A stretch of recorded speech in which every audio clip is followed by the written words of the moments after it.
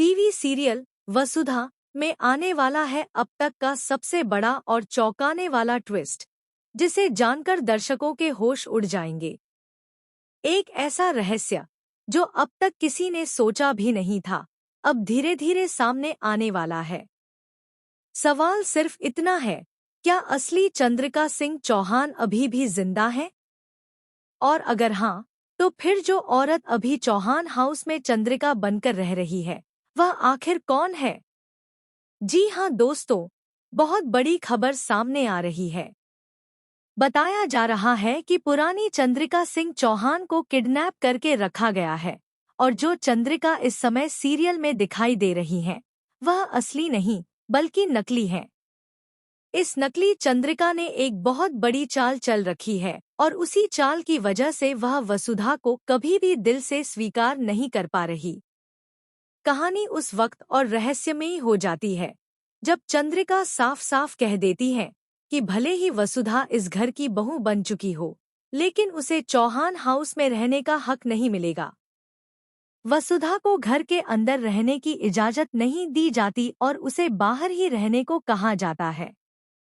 मजबूरी में वसुधा अपने पिता के पुराने घर में एक सर्वेंट क्वार्टर में रहने चली जाती है। लेकिन यहीं से कहानी एक नया मोड़ ले लेती है। एक रात वसुधा को चौहान हाउस के गोदाम से अजीब सी आवाजें सुनाई देती हैं।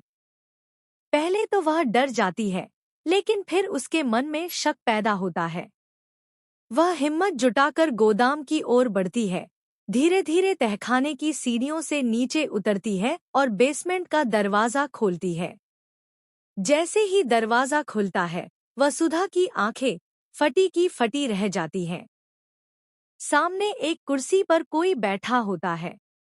रोशनी कम होती है, लेकिन जैसे जैसे वसुधा आगे बढ़ती है, उसे जो दिखाई देता है वह उसकी जिंदगी का सबसे बड़ा झटका होता है। सामने बैठी होती है चंद्रिका सिंह चौहान। अब सवाल यह उठता है कि क्या यह वसुधा का कोई डरावना सपना है या फिर यही सच्चाई है? क्या सच में असली चंद्रिका सिंह चौहान को कैद करके रखा गया है?